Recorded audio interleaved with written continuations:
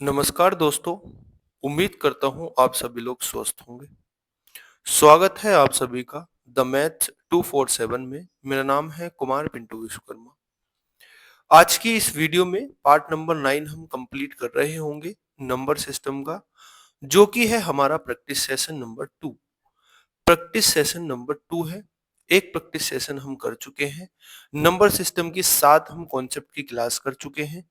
उम्मीद करूंगा कि आप सभी लोगों ने 7 क्लास कॉन्सेप्ट की और एक जो हमारा प्रैक्टिस सेशन था वो कंप्लीट कर लिया होगा।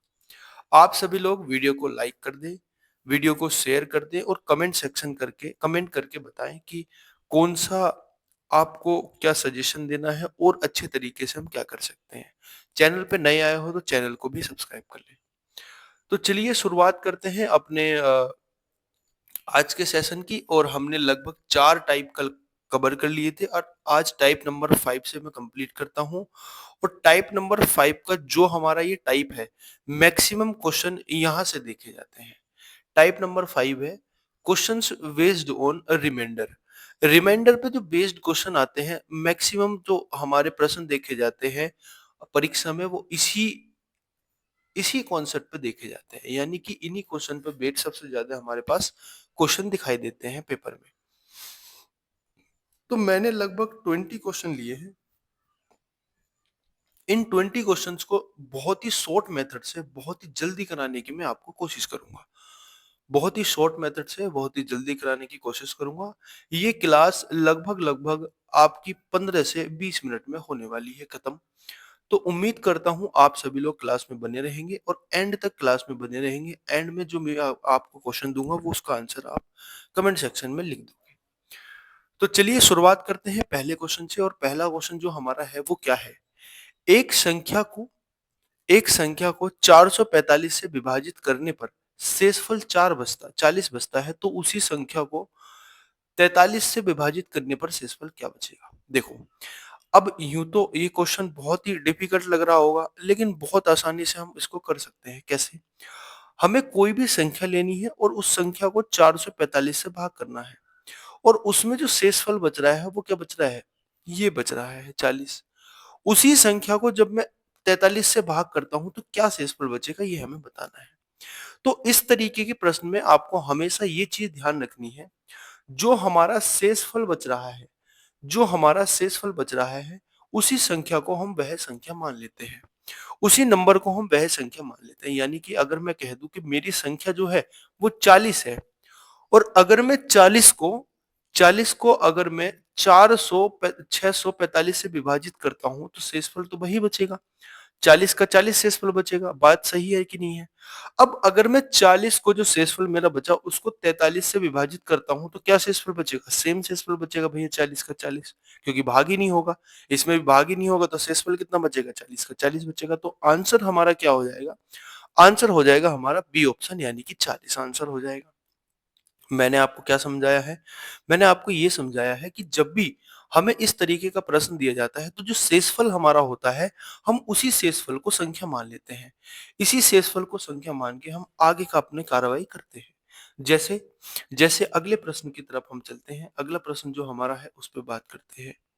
एक संख्या को 8379 से विभाजित करने पर शेषफल क्या बचता है? 87 बचता है। यदि उसी संख्या को अगर मैं 63 से विभाजित करता हूं तो शेषफल क्या बचेगा? मैंने आपको बताया था जो शेषफल होता है वही को संख्या मान लेते हैं। और अगर मैं इसको 63 से विभाजित करता हूं तो क्या शेषफल बचेगा बताओ? भैया 24 शेषफल बचेगा। 63 से भाग चला जाएगा, सो 24 शेषफल बचेगा। आंसर क्या हो जाएगा? आंसर हो जाएगा भैया हमारा सी ऑप्शन। अगले क्वेश्चन पे चलते हैं। किसी संख्या को 15 से विभाजित करने पर शेषफल 5 बचता है। उसी संख्या के वर्ग वर्ग को 15 से विभाजित करने पर क्या आंसर आएगा? मुझे बताओ, मैंने आपको क्या बताया था, जो शेषफल बचता है उसी को संख्या मान लेते हैं। अब इस संख्या का मुझे वर्ग करना है यानी कि 25, और फिर 25 को 15 से विभाजित करना है, तो बताओ शेषफल कितना बचेगा? आप बोलोगे भैया 10 हमारा रिमाइंडर बचेगा। तो आंसर क्या हो जाएगा? आंसर हो जाएगा सी ऑप्शन। आगे चलते हैं अगले प्रश्न पर। बहुत ही छोटे-छोटे क्वेश्चन हैं। आप सभी देख रहे होंगे कि ये परीक्षा में पूछे गए हैं। ऐसा नहीं है कि मैं अपनी तरफ से छोटे-छोटे क्वेश्चन बना के ले आया कि जल्दी करा दूंगा, ऐसा नहीं है। क्वेश्चन सारे प्रीवियस ईयर हैं और आपकी परीक्षा में पूछे गए हैं। देखो, जब एक संख्या धनात्मक संख्या को 14 से विभाजित किया जाता है तो शेषफल 4 बचता है। क्या शेषफल बचता है? 4 शेषफल बचता है। शेषफल ज्ञात कीजिए जब 4 गुणा n को उसी संख्या से विभाजित किया जाए। उसी संख्या यानी कि 14 से ही विभाजित किया जाए। तो इसको करने के 2 तरीके हो सकते हैं। देखो, या तो मैं n को कोई संख्या मान लूँ, n को मैं वह संख्या मान लूँ 14 से डिवाइड करने पर हमारा 4 शेषफल बचेगा। अगर मैं n को मान लेता हूँ 14 गुणा 1 प्लस के 4, क्योंकि 14 से कंप्लीट कट जाएगा प्लस 4 बचेगा, यानी कि 18 मान लेता हूँ। अगर मैं इसको 18 मान लेता हूँ तो 18 गुणा 6 को फिर मैं 14 से अगर डिवाइड करूंगा तो क्या शेषफल बचेगा? 18 अट्ठे होते हैं भैया कितने? 108 होते हैं। 18 छक्का 108 होते हैं। फिर इसको 14 से डिवाइड अगर मैं करूंगा तो कितना आएगा? 14 सत्ते 98, यानी कि 10 मेरा शेषफल आ जाएगा। 10 मेरा क्या आ जाएगा? शेषफल आ जाएगा। या दूसरा तरीका क्या था भैया, मैं 4 को ही संख्या मान लेता हूँ। 4 को ही मैं क्या मान लेता हूँ? 4 को ही संख्या मान लेता हूँ। और 4 गुणा 6 कितना हो जाएगा? 4 गुणा 6 24 हो जाएगा। अब इस 24 को 14 से अगर मैं डिवाइड करता हूँ तो 10 शेषफल मेरा बचता है। बात आ रही है समझ में कि नहीं आ रही? क्या शेषफल बचता है? 10 शेषफल बचता है। आगे की ओर चलते हैं, अगले प्रश्न की बात करते हैं। अगला प्रश्न क्या है? अगला प्रश्न है हमारा, जब एक धनात्मक संख्या n, कोई एक धनात्मक संख्या n है, को अगर मैं 15 से विभाजित करता हूं तो शेषफल शेषफल 13 बचता है। अगर 557 को उसी संख्या से विभाजित करता हूं तो शेषफल क्या आएगा? नहीं नहीं नहीं, ये 5n है। क्या है ये है 5n।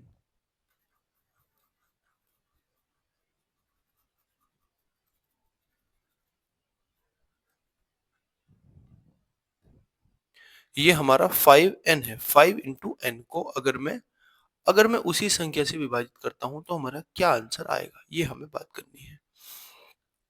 तो देखो, 15 से अगर मैं विभाजित करता हूँ 13 शेषफल बचता है, तो मैं 13 को ही संख्या मान लेता हूँ। फिर 13 गुणा n, 13 गुणा 5, n संख्या है ना, तो n की वैल्यू 13 आ गई हमारी। वह धनात्मक संख्या n है, तो उस धनात्मक संख्या को 15 से विभाजित करने पर हमारा 13 शेषफल आता है। मैं उस संख्या को 13 ही मान लेता हूँ, यानी कि n की वैल्यू क्या हो जाएगी? 13 हो जाएगी। अब 13 गुणा 5, 13 पंजे 65 हो जाएगा। अब इसको मैं क्या करूंगा? शेषफल विभाजित करूंगा उसी संख्या से, उसी यानी कि 15 से। 13 पंजे कितना हो जाएगा? 65। 65 को अगर मैं 15 से विभाजित करता हूं तो मुझे बताओ कितना शेषफल आएगा? भैया 15 से 4 बार कट जाएगा, 15 चौका 60, 5 शेषफल आ जाएगा। यानी जो आंसर हो जाएगा हमारे प्रश्न का वो हो जाएगा 5, डी ऑप्शन। बात आ रही है समझ में कि नहीं? दो बहुत छोटे छोटे क्वेश्चन हैं जो हमारी परीक्षा में पूछे गए हैं। ऐसा नहीं है कि परीक्षा में नहीं पूछे गए। ठीक है दोस्तों, बात करते हैं अगले प्रश्न की। अगला हमारा प्रश्न क्या है? इस तरीके का क्वेश्चन मैंने आपको कराया है। देखो, प्रश्न क्या है? भाग के एक प्रश्न में भाजक भागफल का 4 गुना है और शेषफल का 3 गुना है। ठीक है। जो भाजक है मेरा, जो मेरे पास भाजक है, भाजक ये बराबर है मेरा 4 गुना ऑफ किसके? शेषफल के 4, भागफल का 4 गुना, 4 गुना भागफल का। और यही भाजक मेरा कितना है? यही भाजक मेरा कितना है भैया? 3 गुना शेषफल का, 3 गुना शेषफल का। अब हमें दिया हुआ है कि शेषफल मेरा 20 है, तो भाजक क्या हो जाएगा बोलो? भाजक बराबर हो जाएगा 3 गुणा 20, यानी कि 60। तो भाजक की वैल्यू कितनी आ जाएगी? 60 आ जाएगी। इस वाली इक्वेशन में मैं भाजक का मान रख देता हूँ। 60 बराबर 4 गुणा भागफल आ जाएगा। अब मैं यहाँ से भागफल की वैल्यू निकाल लेता हूँ, तो जो भागफल मेरा होगा वो भागफल मेरा होगा भैया 15। अब 15 भागफल हो गया, भाजक कितना हो गया? 60 हो गया। और भाज्य हमें क्या निकालना है? निकालना है भाज्य। बात आ रही है समझ में कि नहीं आ रही? शेषफल कितना हो गया? 20 हो गया। तो अगर मैं भाज्य निकालने जाऊं तो भाज्य बराबर क्या होता है? भाजक गुणा भागफल, भाजक भाजक गुणा भागफल और प्लस शेषफल। प्लस क्या हो जाएगा दोस्तों? प्लस हो जाएगा शेषफल। तो भाजक मेरे पास कितना दिया हुआ है? भाजक दिया हुआ है भैया 60 गुणा भागफल कितना दिया हुआ है भैया? भागफल दिया हुआ है हमारे पास 15, 15 और प्लस कितना शेषफल हमें दिया हुआ है? शेषफल दिया हुआ है 20। ठीक है। 15 छक्का 90, यानी कि 900। 900 में अगर मैं 20 जोड़ता हूं तो आंसर क्या आ जाएगा मेरा? 920। यानी जो भाज्य होगा उस संख्या होगा वो होगा हमारे पास 920। बात आपको समझ में आ गई होगी, क्वेश्चन आपको अच्छे से समझ में आ गया होगा। अगले प्रश्न की बात करते हैं, सेम इसी पैटर्न पे बेस्ड हमारा क्वेश्चन है, उसकी हम बात करते हैं, वो क्वेश्चन क्या है। अगला प्रश्न जो है हमारा, एक भाग के प्रश्न में भाजक भागफल का 11 गुना है, यानी कि भाजक को मैं भाजक बराबर 11 गुना भागफल है, और शेषफल का 22 गुना है, यानी कि यही भाजक बराबर है मेरा 22 गुना 22 गुना शेषफल के। 22 गुणा शेषफल के, यदि शेषफल 9 हो तो भाज्य बताना है। तो भाजक कितना हो जाएगा दोस्तों बताओ। 22 की 9 से मल्टीप्लाई करूंगा, 9 दूनी 18 का 1, 9 दूनी 18 और 1 19, 18 और 1 19, यानी कि 198 मेरे पास क्या हो जाएगा, 198 मेरे पास क्या हो जाएगा, 198 मेरे पास हो जाएगा भैया भाजक। अब यही भाजक अगर मैं इसके आगे रख देता हूं तो भागफल निकल के आ जाएगा। यहां से अगर मैं भागफल निकालना चाहूं तो भागफल क्या हो जाएगा, 198 को 11 से डिवाइड करना है, तो 11 का ना 11 11 88 हो जाएगा, यानी कि भागफल मेरा 18 हो जाएगा। अब मुझे को संख्या निकालनी है, संख्या यानी कि भाज्य निकालना है, तो भाज्य बराबर क्या हो जाएगा, भाजक यानी कि 198 गुणा 18 यानी कि भागफल, और प्लस के शेषफल क्या हो जाएगा, शेषफल हो जाएगा भैया 9। 18 अट्ठे 144 होते हैं, और 44 के 4 आएगा, हासिल मेरे हो जाएंगे 14। 18 नम्मा 162 होते हैं, और 162 में अगर मैं 14 जोड़ता हूं तो 6 आएगा, और हासिल हो जाएगा 17। 18 इकन 18 18 और 17 कितना हो जाएगा, 18 और 17 हो जाएगा भैया 35, और इसमें मुझे 9 ऐड करना है, तो आंसर मेरा क्या हो जाएगा, आंसर हो जाएगा भैया मेरा 3573। आंसर हो जाएगा मेरा 3573, तो जो आंसर आएगा मेरा डी ऑप्शन हो जाएगा।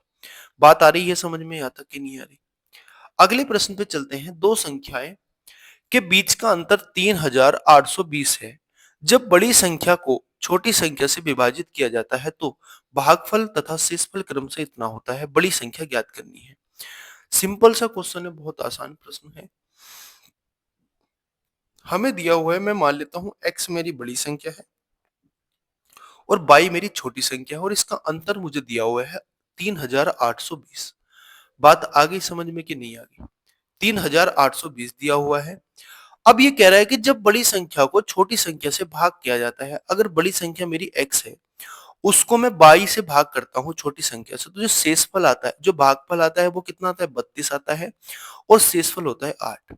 मुझे बताओ, अगर मैं इस इक्वेशन से x की वैल्यू निकालना चाहूं तो x बराबर कितने होंगे, इस y की मल्टीप्लाई मुझे 32 से करनी पड़ेगी, यानी कि ये तो भाजक है, नीचे वाला तो भाजक होता है, भाजक गुणा भागफल प्लस शेषफल होता है। ये आ गई बात समझ में, तो x की वैल्यू इतनी आ जाएगी।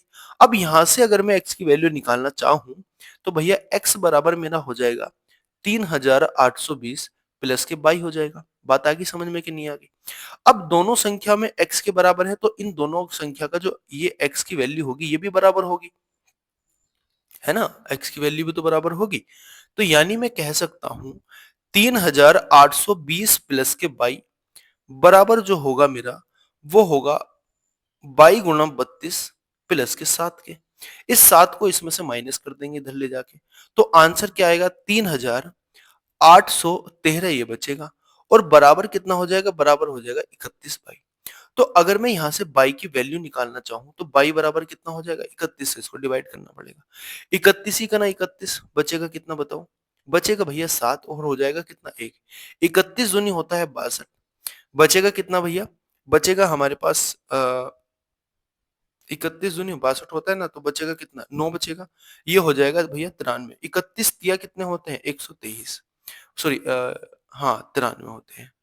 तो मेरे पास क्या आ जाएगा, y का मान, y का मान आ जाएगा भैया मेरे पास कितना, y का मान मेरे पास आ जाएगा भैया कितना आ जाएगा, y का मान 123 आ जाएगा।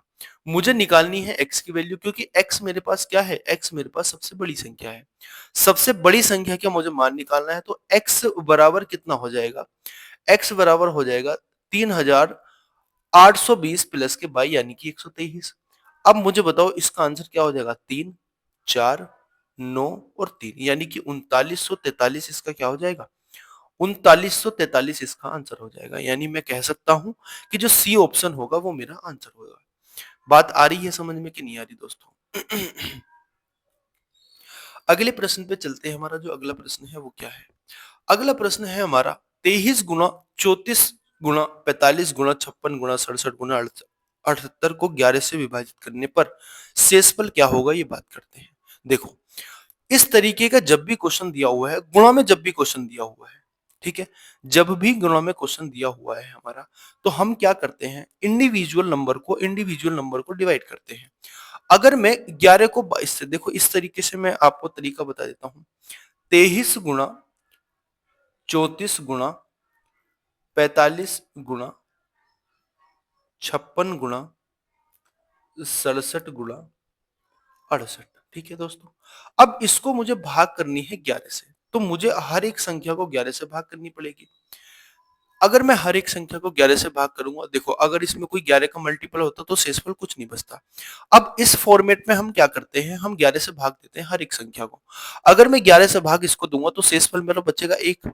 ठीक है, अगर 33 बार जाएगा इसमें भी शेषफल 1 बचेगा, 44 बार जाएगा इसमें भी शेषफल 1 बचेगा, 55 बार जाएगा इसमें भी शेषफल 1 बचेगा, 66 बार जाएगा इसमें भी शेषफल 1 बचेगा और 77 बार जाएगा इसमें भी शेषफल 1 बचेगा। अब इनकी आपस में क्या कर देते हैं, सबकी मल्टीप्लाई कर देते हैं, और जब एक की किसी भी संख्या से मल्टीप्लाई करेंगे तो शेषफल जो हमारा आंसर आएगा वो एक ही आएगा। यानी मैं कह सकता हूं जो आंसर होगा मेरा वो होगा ए ऑप्शन। बात आगे समझ में? आगे की बात करते हैं, अगला जो प्रश्न है वो मेरा क्या है। अब इसी तरीके का क्वेश्चन है, देखो 27 से आपको डिवाइड करना है। अब इसमें शेषफल क्या होगा मुझे बताओ। इसको इसी तरीके से लिखूंगा मैं, इसको डिवाइड कर दूंगा किससे, 27 से। देखो 27 का इसमें कोई भी मल्टीपल है, हाँ भाई 162 इसका मल्टीपल है। 7 छंग कितने होते हैं, 7 छंग 42 और 2 छंग 12, ये पूरा पूरा किससे 6 बार कट जाएगा। यानी कि ये संख्या पूरी पूरी कट जाएगी, तो इसमें शेषफल क्या हो जाएगा, शेषफल हो जाएगा 0। यानी कि ऑप्शन क्या हो जाएगा, ऑप्शन सी आंसर हो जाएगा। ये प्रश्न है, इसको अगर मैं 25 से डिवाइड करता हूं, मुझे बताओ अगर मैं इसको 25 से डिवाइड करता हूं, क्या बताओ ये 25 से डिवाइड हो जाएगा, बिल्कुल हो जाएगा भैया। 75 है, 25 सत्ते 175 हो गए, तो सब डिवाइड होगा, तो यानी कि शेषफल क्या हो जाएगा, शेषफल हो जाएगा 0। पूरी की पूरी संख्या जब डिवाइड हो जाती है तो शेषफल तो 0 रह जाता है ना, कोई शेषफल नहीं बचता। अगले प्रश्न की हम बात करते हैं। देखो ये क्वेश्चन थोड़ा सा गड़बड़ होया हुआ है हमारा, ये थोड़ा सा अलग तरीके से लिखा गया, लेकिन इसको लिखने का तरीका मैं बताऊंगा। ये क्वेश्चन लिखा गया है,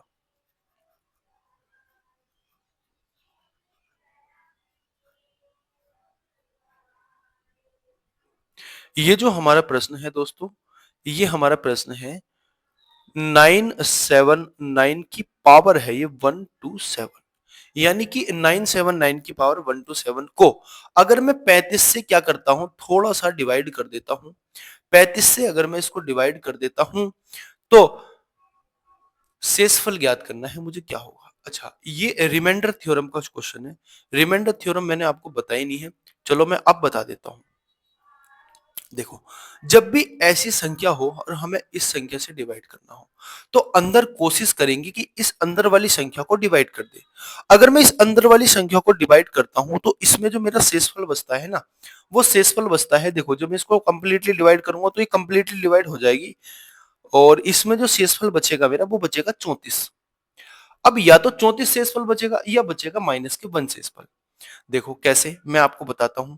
अगर मैं इस संख्या को डिवाइड करता, अगर मैं इस संख्या में एक जोड़ देता हूं, ये संख्या मेरी अगर मैं इसमें एक जोड़ देता हूं तो ये हो जाएगा मेरी 98, यानी कि 480। अब इस 480 को अगर मैं 35 से डिवाइड करता हूं तो कंप्लीटली डिवाइड हो जाएगा, 35 से कंप्लीटली डिवाइड हो जाएगा। यानी कि अगर मैं इसको कहूं कि अगर मैं इसको डिवाइड करता हूं तो माइनस के 1 शेषफल होगा, यानी मुझे एक इसमें ऐड करना पड़ेगा, एक ऐड करना पड़ेगा, यानी जो शेषफल बचेगा वो मेरा माइनस के 1 बचेगा। अब इस माइनस के 1 की पावर मुझे क्या लिखना है, 27 लिखना है।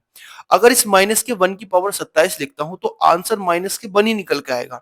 यानी मैं कह सकता हूं या तो शेषफल मेरा माइनस के 1 है, या जो संख्या मेरा भाजक है इस संख्या को इस शेषफल को जोड़ देंगे, इसमें इसमें जोड़ देंगे तो क्या आंसर आएगा बोलो, 34 आंसर आएगा। यानी शेषफल या तो 34 है या तो -1 है। ठीक है, आगे बात समझ में, क्या करना होता है हमें, जब भी इस तरीके का क्वेश्चन दिया हुआ है तो जो अंदर वाली संख्या होती है ना, उसको डिवाइड करने की कोशिश करते हैं, कंप्लीट डिवाइड करने की, या तो उससे एक बड़ा बन जाए या उससे एक छोटा बन जाए, इस तरीके से बनाने की कोशिश करते हैं। ठीक है, क्योंकि शेषफल अगर हमारा एक बचेगा तो एक की पावर कुछ भी हो वो शेषफल एक ही बचेगा। अगर माइनस के एक बचेगा तो कुछ भी पावर हो, प्लस माइनस का तो अंतर आ सकता है। अगर सम घात होगी तो प्लस का बचेगा और विषम घात होगी तो माइनस का बचेगा। यानी हमें कोशिश करनी है कि जो अंदर वाली संख्या है उसको डिवाइड करने के बाद हमारा या तो एक बचे प्लस का या बचे माइनस का एक। बात आ रही है समझ में दोस्तों कि नहीं आ रही? अगले क्वेश्चन पे हम चलते हैं। अगला क्वेश्चन क्या है मेरा? 63, 78, 94, 74 में से किस निम्नतम संख्या को घटाया जाना चाहिए जिससे बची हुई संख्या 9 से विभाजित हो जाए? बहुत ही आसान प्रश्न है, बहुत ही आसान, जिसको कहते हैं लल्लू क्वेश्चन उसको कहते हैं। ये हो जाएगा मेरा। इन सब संख्याओं को देखो, मुझे एक बात बताओ, अगर मेरी कोई संख्या दोस्तों, अगर मेरी कोई संख्या किससे डिवाइड हो, अगर 9 से डिवाइड हो भैया, तो उस संख्या का जो शेषफल, जो संख्या का डिजिटल सम होगा, यानी कि डिजिट का जो सम होगा, वो कंप्लीटली किससे डिवाइड होगा? कंप्लीटली 9 से डिवाइड होगा। यानी अगर मैं कह दूं कि इसके, अगर मैं शेषफल को ही, अगर मैं इसके डिजिटल सम को ही निकाल लूं तो कितना आएगा बोलो? या तो डिजिटल सम निकाल लो या 9 बना के काटते रहो। 9 बन गया, इसको काट दो। ये 9 बन गया, इसको काट दो। ये 4 है, 4 में से 2 इसको देंगे, ये कट जाएगा। 4 में से 2 इसको देंगे, ये कट जाएगा, ये भी कट जाएगा। ये बचेगा 8। अब इस 8 को हम 1 इसको देंगे तो ये 9 बन के कट जाएगा, यहां बचेगा मेरा 3। अगर ये 3 बचेगा तो मुझे बताओ शेषफल कितना बचेगा? अगर पूरी संख्या डिवाइड होने के बाद 3 बच रहा है तो शेषफल भी मेरा क्या बचेगा? 3 बचेगा। बात आ रही है समझ में कि नहीं आ रही? हमने क्या किया? डिजिट का सम कर दिया। या मैं एक काम करूं, डिजिट का सम करके आपको दिखा देता हूं। ठीक है, मैं आपको एक बार डिजिट का सम करके दिखा देता हूं। अगर डिजिट का सम मेरा अगर 9 से विभाजित हो जाता है तो पूरी की पूरी संख्या 9 से विभाजित हो जाएगी, और डिजिट का सम विभाजित करने पर जो भी शेषफल बचेगा, पूरी संख्या को डिवाइड करने पे भी वही शेषफल बचेगा मेरा। 6 और 3 9, 9 और 7 16, 16 और 8 कितने होते हैं? 24, 24 और 9 कितने होते हैं? 33, 33 और 4 होते हैं 37, 37 और 7 होते हैं भैया 44, 44 और 4 कितने होते हैं? 44 और 4 होते हैं भैया मेरे पास 48। यानी कि ये 48 है, और 48 को अगर मैं 9 से विभाजित करूंगा तो 45 बार चला जाएगा, यानी कि 3 आंसर आएगा। 3 मेरा क्या हो गया? 3 मेरा शेषफल हो जाएगा। बात आ रही है समझ में दोस्तों कि नहीं आ रही? उम्मीद करता हूं बात बिल्कुल समझ में आपकी आ रही होगी। ठीक है, 4 अंकों की सबसे छोटी संख्या ज्ञात कीजिए जो 10, 12, 15, 24, 30 से विभाजित होने पर 9 शेषफल दे। यानी कि वह संख्या हमें बतानी है। इन चारों संख्या में से वह कौन सी संख्या होगी जो कंप्लीटली 12, 13, 12, 10 और 15, 24 और 30 से विभाजित होने के बाद मुझे क्या देती है? शेषफल 9 देती है। आप बोलोगे भैया हर एक कंडीशन में शेषफल 9 दे रही है? मैं कहूंगा हाँ, हर एक कंडीशन में शेषफल 9 ही दे रही है। यानी कि अगर मैं 10 से विभाजित करूंगा तो भी 9 शेषफल देगी, 12 से विभाजित करूंगा 9 भी, तभी 9 शेषफल देगी।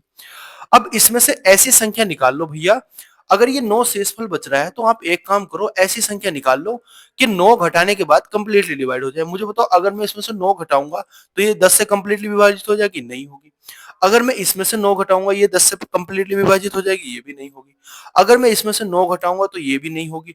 अगर हाँ, इस संख्या में से अगर भैया, इस संख्या में से अगर मैं 9 घटा देता हूं तो ये संख्या मेरी बचेगी कितनी? 1080, और 1080 मेरा 10 से कंप्लीटली डिवाइड हो जाएगा। अब अगर ये 1080 10 से डिवाइड हो जाएगा तो ये 12 से भी हो जाएगा, 15 से भी हो जाएगा, 24 से भी हो जाएगा, 30 से भी हो जाएगा। बात आ गई समझ में? तो आंसर क्या हो जाएगा मेरा? आंसर हो जाएगा डी ऑप्शन। ठीक है, अगले प्रश्न की अगर मैं बात करूं, अगला प्रश्न क्या है? उन सभी 3 अंकीय संख्याओं का योग ज्ञात करिए जो 10 से विभाजित होने पर 5 शेषफल देती है। मुझे बताओ सबसे छोटी जो 3 अंकीय संख्या होती है वो कितनी होती है? वो होती है भैया 100।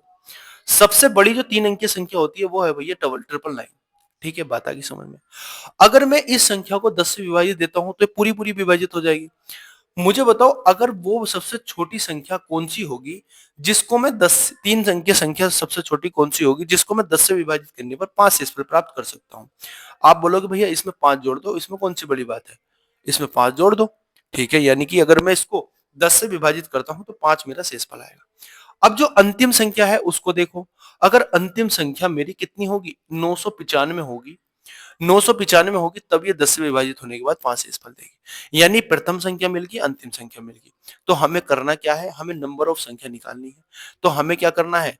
हमें करना है दोस्तों अंतिम संख्या माइनस प्रथम संख्या, अंतिम संख्या माइनस प्रथम संख्या, अपॉन अपॉन जिससे विभाजित कर रहे हैं वो, और प्लस के 1। बात आ गई समझ में? ठीक है, अब क्या होगा, इसको निकाल दो आप, माइनस कर दो, ये बचेगा भैया 0, ये बचेगा 9, ये बचेगा मेरा 8। इसको जब मैं डिवाइड करता हूँ 8 से और प्लस करता हूँ 1 तो कितना आएगा, ये आएगा भैया 90। यानी कि टोटल जो नंबर होंगे वो कितने होंगे, 105 से लेके 195 तक जो टोटल नंबर होंगे वो होंगे कितने, 100 सॉरी 95। अब ये कैसे किया आपने भैया, n बराबर प्रथम नंबर, ये इस तरीके से किया। आपको एपी जब एपी मैं पढ़ाऊंगा अभी आगे, तो उसका फॉर्मूला होता है नंबर n नंबर संख्या का निकालने का, वो होता है n into sorry a plus n minus 1 into D. यानी ये अंतिम संख्या होती है। तो अंतिम संख्या अगर मैं यहाँ रख देता हूँ, देखो अगर मैं 1995 इधर रख देता हूँ तो कितना होगा, a प्लस के, a कितना है मेरा 105 है, प्लस के कितना हो जाएगा, n माइनस के 1 अपॉन डी हो जाएगा। मुझे बताओ ये अब इसमें से 105 माइनस करूंगा तो कितना आएगा, ये आएगा। और इस d को, d कितना है 10 है, 10 को जब इससे डिवाइड करूंगा ये एक इधर जाके प्लस में हो जाएगा। तो इसलिए हम इसको क्या कर देते हैं, डायरेक्ट ही लिख देते हैं। बात आ गई समझ में कि नहीं आ रही दोस्तों, बात आ रही होगी समझ में। अब मुझे बताओ आप, अब इन संख्याओं का मुझे पता चल गया कितनी संख्या है भैया, 90 संख्या है। तो ऐसे निकाल दो, सम ऑफ जो हमारा एपी है उसका निकाल दो, यानी कि 105 से लेके 195 तक का सम निकाल दो, कितना होगा, वो होगा भैया n minus 1, n upon 2, n यानी कि 90/2, 90/2 इंटू 90/2 हो जाएगा, इंटू जो हो जाएगा भैया प्रथम संख्या प्लस अंतिम संख्या। प्रथम संख्या कितनी है, प्रथम संख्या है हमारी 105 और जो अंतिम संख्या है वो है 9995। इसको ऐड करने के बाद जो आंसर आएगा वही हमारा उत्तर होगा। इसको जब मैं माइनस करूंगा, डिवाइड करूंगा तो ये 45 आ जाएगा। मल्टीप्लाई जब मैं इसको ऐड करता हूं ये आ जाएगा मेरा कितना, 1100। अब 1100 की जब मैं 45 से मल्टीप्लाई करूंगा तो डबल जीरो तो हो गई, और 11 पंजे 55, 11 चौक 44 और 49, यानी जो आंसर मेरा निकल के आएगा वो निकल के आएगा 4950, सॉरी 49,500। अगले प्रश्न की मैं बात करता हूं। अगला जो मेरा प्रश्न है वो क्या है, उन सभी n 3 अंक की संख्याओं का योगफल हमें बताना है जो 11 से विभाजित होने के बाद 4 शेषफल देती है। मुझे बताओ सबसे छोटी क्या संख्या है, 3 अंक 10 है। उससे बड़ी क्या संख्या है मेरी, उससे बड़ी, सबसे बड़ी जो है वो 999 है। मुझे बताओ अगर मैं 11 से इसको विभाजित करता हूं तो 99 11 से विभाजित हो जाएगा, और 99 जब 11 से विभाजित हो जाएगा 4 शेषफल निकालना हमें, तो 99 प्लस 4 कितना हो जाएगा, 99 प्लस 4 हो जाएगा भैया 103। यानी ये 103 सबसे छोटी 3 अंक की संख्या, वह 3 अंक की संख्या होगी जो हमारी 11 से विभाजित होने के बाद 4 शेषफल देती है। ठीक है, ऐसे ही यहाँ पे आओ, 99 डिवाइड हो जाएगा तो ये कितना हो जाएगा, 3, 4 शेषफल देगी ना, हाँ तो ये हो जाएगा 94। बात आ गई समझ में, 94 हो जाएगा क्योंकि 99 11 से डिवाइड हो जाएगा और हमारा 4 शेषफल बचेगा। सेम वही क्वेश्चन है, हमें n निकालना है, n बराबर पहली संख्या अंतिम संख्या माइनस के पहली संख्या, तो कितना बचेगा, ये बचेगा भैया हमारा 1 बचेगा, ये बचेगा 9 और ये बचेगा 8। ठीक है, अब इसको मैं 11 से विभाजित करूं और प्लस के 1 कर दूं, देखो 11 88 हो जाएगा और 11 का ना 11, कितना हो जाएगा आंसर, हो जाएगा मेरा 82।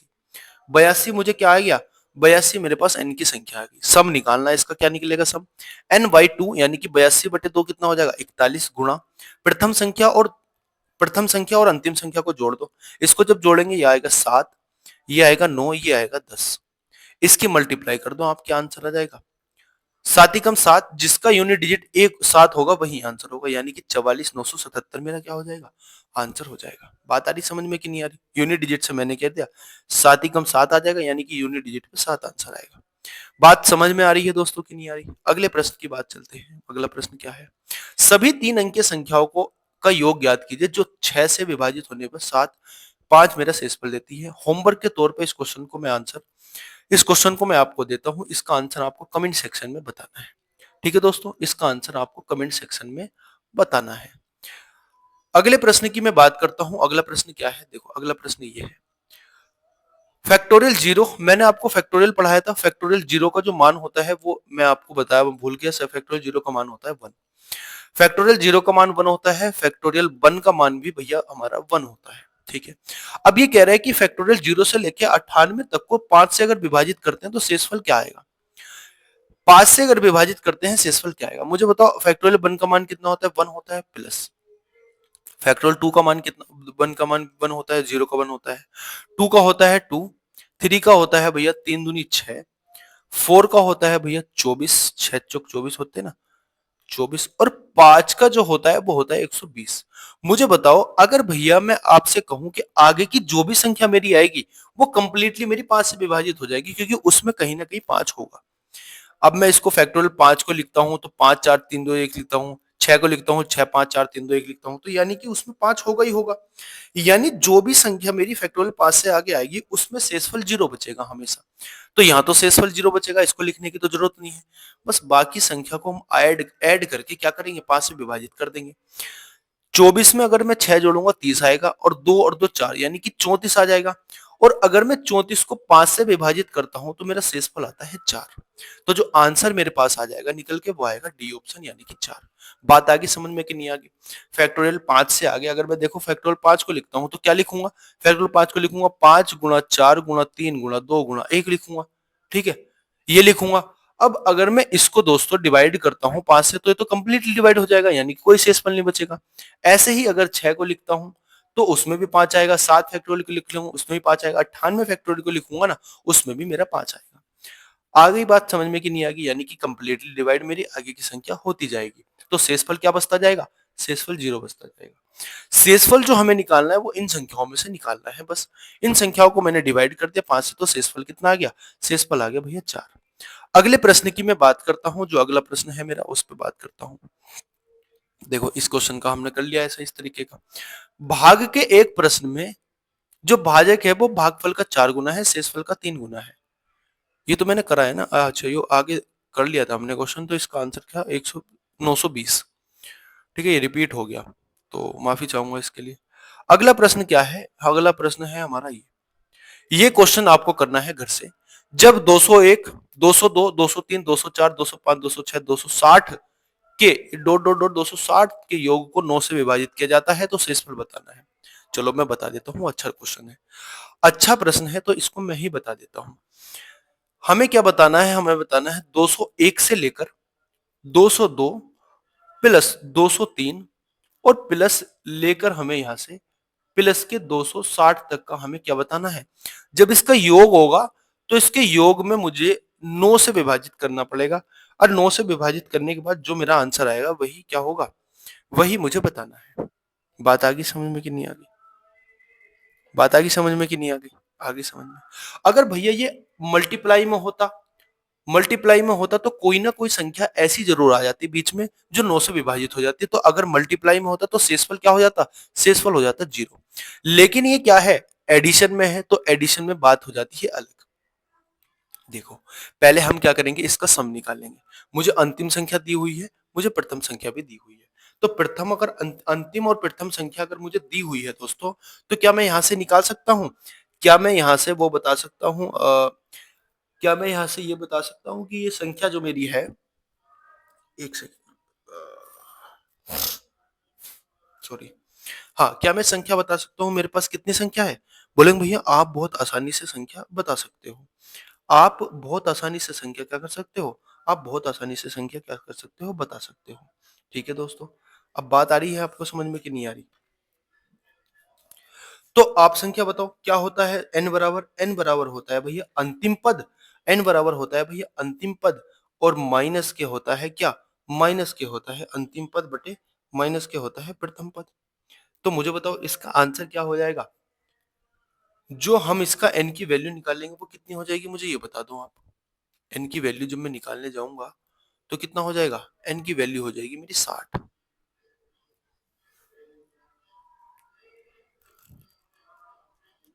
n की वैल्यू कितनी हो जाएगी? 60। ये तो जाहिर सी बात है, या तो वैसे भी हमें पता चल रहा है। देखो हमें वैसे भी तो पता चल रहा है। मुझे बताओ ये पहला है अंक, पहले से लेके 60 तक जा रहा है तो n की वैल्यू तो कंप्लीटली 60 है। n की वैल्यू तो 60 है और a की वैल्यू क्या है मेरी? a की वैल्यू है यानी कि प्रथम पद कितना है? प्रथम पद ये है। और भैया और मैं दूसरी बात करूं भैया, डिफरेंस कितना है? डिफरेंस है भैया 1 का। ये मेरे पास वैल्यू आ जाती है। अब मुझे बताओ अगर मैं इसमें फॉर्मूला लगाता हूं, कौन सा? एसएन का फॉर्मूला लगाता हूं यानी कि सम ऑफ जो हमारा क्या है, समांतर श्रेणी होती है उसके पदों का योग। यानी कि एस एन बराबर जो होता है भैया हमारा वो होता है n/2। मैं एक बार आपको फॉर्मूला बता देता हूँ। 2a plus n-1 into D, n-1 into into D हो जाता है। ठीक है दोस्तों, Sn मुझे निकालना है। n कितना है मेरे पास? n है मेरे पास 60, 60 बटे 2 हो जाएगा 30 गुणा 2a कितना हो जाएगा भैया? ये हो जाएगा 402 प्लस ये n माइनस वन यानी कि हो जाएगा 59 और 59 में मल्टीप्लाई करेंगे एक की, ठीक है। अब इसको सबको जोड़ दो आप, ये आएगा 1, ये आएगा मेरा 6, ये आएगा 4। इसकी मल्टीप्लाई अगर मैं 30 से करता हूं तो क्या आएगा? इसकी मल्टीप्लाई दोस्तों अगर मैं 30 से करता हूं तो क्या आएगा बताओ? सिंपल सी बात है भैया, जीरो तो आएगा ही आएगा। तीन ही कम तीन, तीन छक 18 का 8 हासिल लगा, एक तीन चौक 12 और एक 13, इतना आएगा। अब मुझे इसको 9 से विभाजित करना है, तो मुझे 9 से अगर विभाजित करना है तो आप सीधा सीधा बता सकते हो भैया डिजिट का सम लगा लो। डिजिट का सम लगा लो, अगर डिजिट का सम 9 से विभाजित हो रहा है तो संख्या 9 से विभाजित हो जाएगी। डिजिट का सम जिससे विभाजित होने के बाद जो शेषफल आ रहा है वही संख्या को विभाजित करने के बाद शेषफल आएगा। 8 और 1 9 हो गया, 3 और 3 6, 6 बचा। यानी कि ये कितना हो जाएगा? 8 और 1 9 और 6 कितना हो जाएगा? 15। 15 बटे 9 हो जाएगा। 15 को अगर मैं 9 से विभाजित करूंगा तो 9 ही कम 9, 6 मेरा क्या बच जाएगा? 6 बच जाएगा शेषफल। तो आंसर क्या हो जाएगा मेरा? आंसर हो जाएगा सी ऑप्शन यानी कि 6। उम्मीद करता हूं बात आपको समझ में आई होगी, क्वेश्चन आपको अच्छे लगे होंगे। क्लास कैसी लगी कमेंट सेक्शन में जरूर कमेंट करके बताना। जो क्वेश्चन मैंने आपको होमवर्क के तौर पे दिया है उस क्वेश्चन का आंसर आप जरूर बताना, ठीक है। मिलते हैं अपनी कल की क्लास में। और कल जो सैटरडे है तो कल मैं आपको प्रैक्टिस कराऊंगा अर्थमेटिक की। अब हम अर्थमेटिक की संडे और सैटरडे प्रैक्टिस करनी शुरू करेंगे, यानी कि Saturday to Sunday, Saturday Sunday जो होगा बाद के 2 दिन वीक के, हम उसमें अपना अर्थमेटिक की प्रैक्टिस करेंगे। मैं आपके लिए क्वेश्चन लेके आऊंगा, उसकी आपको प्रैक्टिस कराऊंगा। बहुत ही इजी तरीके से, बहुत ही आसान तरीके से मैं आपको प्रैक्टिस कराऊंगा, ठीक है दोस्तों। कितने कम समय में आपको क्वेश्चन सॉल्व करने आने चाहिए वो सब मैं आपको बताता जाऊंगा। उम्मीद करता हूँ क्लास आपको सब अच्छी लगी होगी। क्लास को लाइक कर देना, कमेंट कर देना और शेयर भी कर देना। नए आए हो तो चैनल को सब्सक्राइब कर लेना। धन्यवाद। मिलते हैं अपनी नेक्स्ट वीडियो में, तब तक के लिए जय हिंद, वंदे मातरम, भारत माता की जय।